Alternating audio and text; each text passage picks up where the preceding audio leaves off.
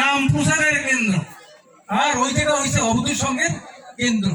এটা আপনারা মনে মনে চিন্তা করবেন, এবং আমি যে কথাটা বললাম এটা শুয়েও চিন্তা করবেন যে এই কথাটা কি। হ্যাঁ, ঠাকুরের উত্থান পতন সমস্ত কিছু উজিরপুরে দেখেন, সেটা কিন্তু চিহ্ন ছিল না। আমাদের এখানে কিছু লোক আছে, যেমন এই প্রফেসর রয়েছে, এর অনেক সেখানে দান আছে। দান কি? কথার দান। আমরা দান বুঝি যে লক্ষ লক্ষ টাকা, এটাই দান না। মুখের কথা, বুদ্ধি দেওয়া, এটাও একটা দান। সে দানে তোমরা আছেন, আমার থেকে বেশি আছেন। আমি আছি নামে, ঠাকুরের নাম ছাড়া আমি কিছু বুঝি না। আমি একটা দুর্গা পূজা করি, আমি যে একটা নবদুর্গা পূজা করি, সেটা ঠাকুরের দয়া এবং দুর্গা মায়ের দয়া, নাহলে আমি পূজা করতে পারি না। আমি ধনী কোনো মানুষ নই, আমি কোনো বড় লোক নই, আমি ছোট্ট লোক, সুপরিবারা মানুষ। মানুষের দাঁড়ে দাঁড়ে বাগানে যাইয়া সুপরিবার, সে তার নাম হয়েছে সুধীর রঞ্জন মণ্ডল। আর আমার বড় ভাই মারা গেছে, অভিনী রঞ্জন মণ্ডল।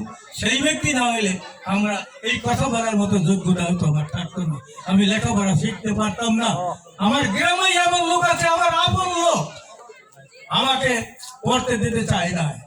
এমনকি আমি এক ঠাকুরের কথা বলবো, হরি ঠাকুর। সে যখন গালকাটি, আমি তখন ভর্তি হই বিএম কলেজ বরিশালে। নরেশ, সুরেশ স্যারের ভাই নরেশ, সেও বিএম কলেজের ছাত্র হয়ে বিএসসি, আমি আইএসসি। ঠাকুরের দাঁড়িয়ে কাছে যে নরেশ, আমি এখানে সুধীর কাছে চিঠি দেবো, তুমি কি এখন বরিশাল যাবো? হ্যাঁ ঠাকুর, আমি বরিশাল। বরিশাল গেলে আমার চিঠিটা দিয়ে দাও, লেখছে পোস্টকার্ডে, দেশে হাতে। আমি ওদিকে যাওয়ার, আমি এদিকে কথাটা তো বলি না। আমি যেখানে আসছি সেইখানে কথাটা বলি, কেন ওটা তো আমার ব্যক্তিগত কথা।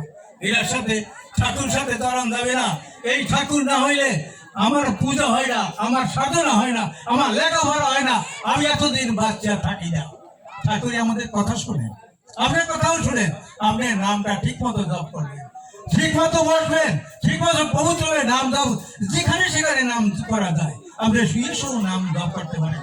এই না যে আপনি শ্রদ্ধা পূজা করতে দিয়া আসন দিয়া, মানে পদ্মাসন দিয়ে বসতে হবে, হ্যান ত্যান এইসব নাই।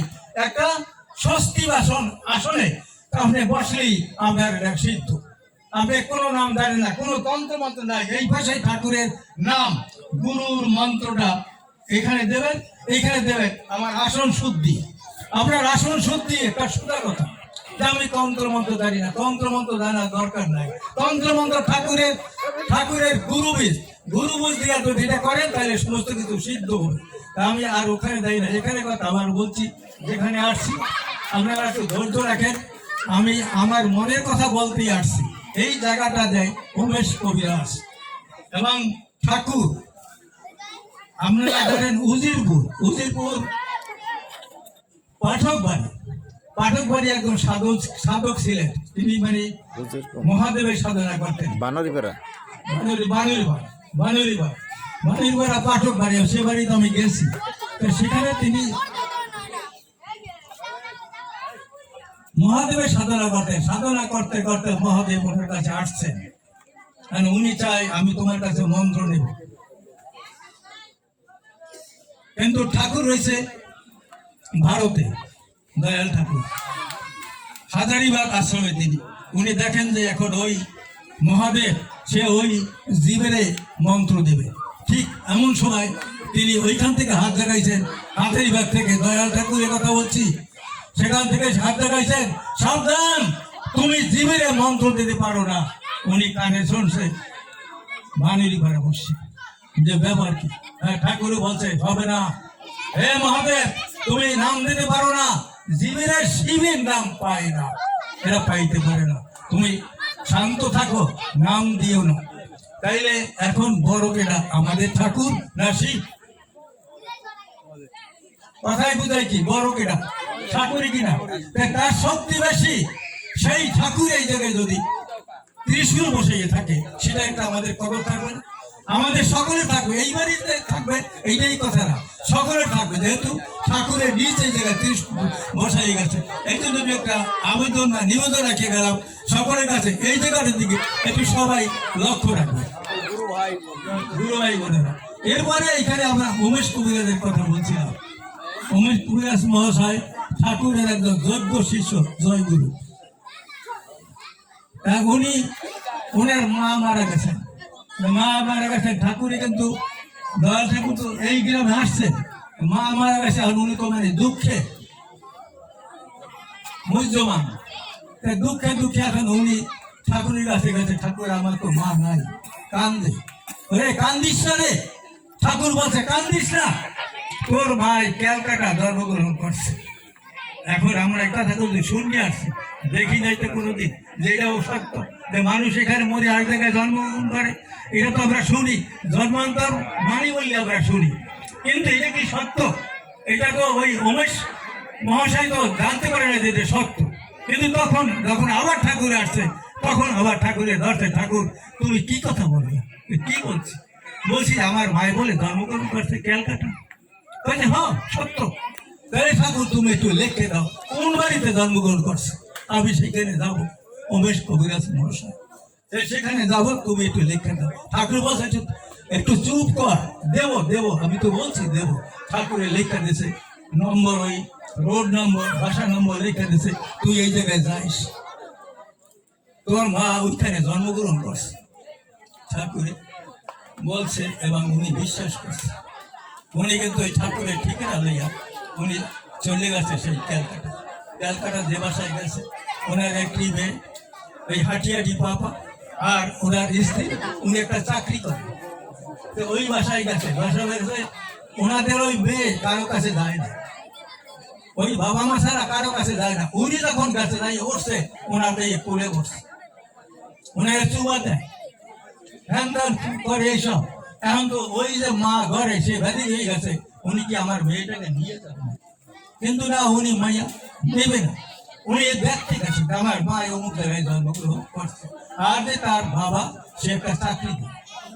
এখন তো ওই মহিলা ব্যাধি হয়ে গেছে, তাহলে আমার মেয়েটা ওদের উনি নিয়ে যাবে। কিন্তু না, উনি বলছে আপনাদের কোনো ভয় নাই, আমি আইছি ওরে দেখতে। এখন উনি আরো হয়ে গেছে ঘরে বসে, যে ওনার দেখতে আমার মেয়েটা বুঝি নিয়ে যাবে। উনি তাড়াতাড়ি অফিসে সাবধান দিচ্ছে, তুমি চাকরি ছাইয়া বাসায় আসো। কে কোথা থেকে আসে? তখন এটা পূর্ব পাকিস্তান, পূর্ব পাকিস্তান আসে, তুমি কে আসে আমি তো চিনি না, তোমার মেয়ে তো কারো করে যায় না, ফের করে দিয়ে বসছে। ওই যে মা, ওনার মা ওইখানে দিয়ে বসতে বসতে উনি আসছে, বাসা আসছে, নমস্কার করছে।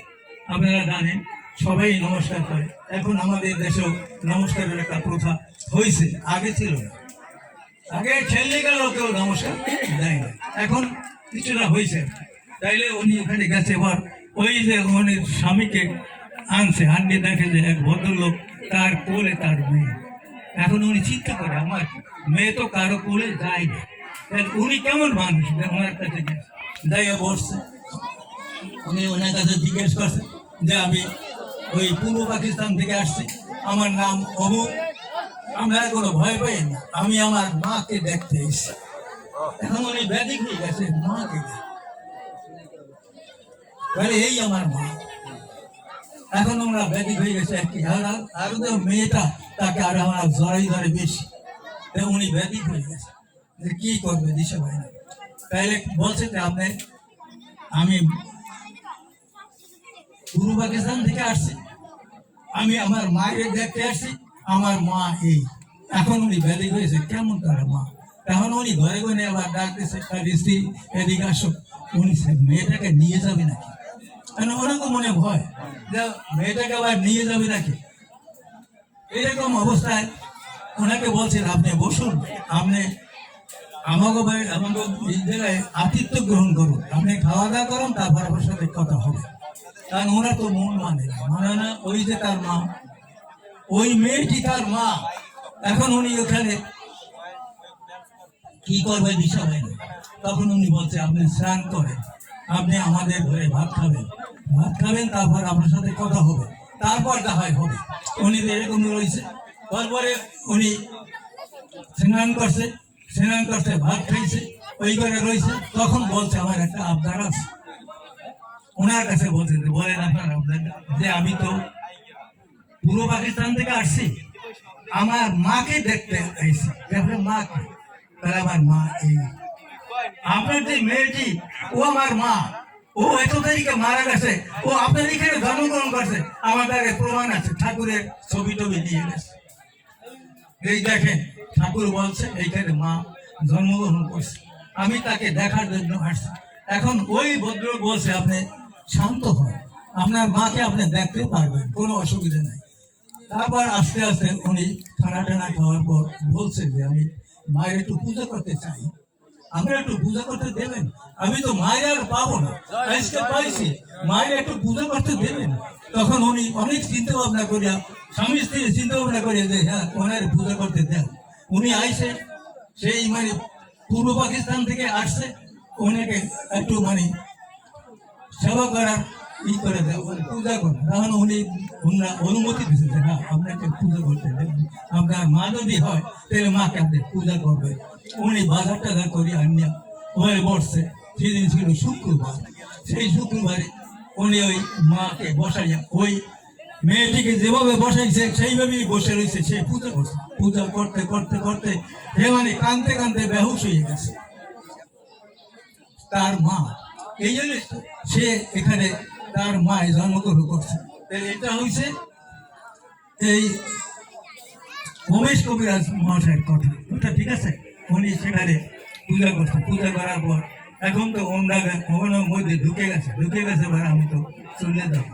কারণ যে ওই যে মেয়েটি তার কোলে যেয়ে বসে, কোলে থেকে নামে না, কোলেই যেয়ে বসে থাকে, কোলে থেকে নামে না।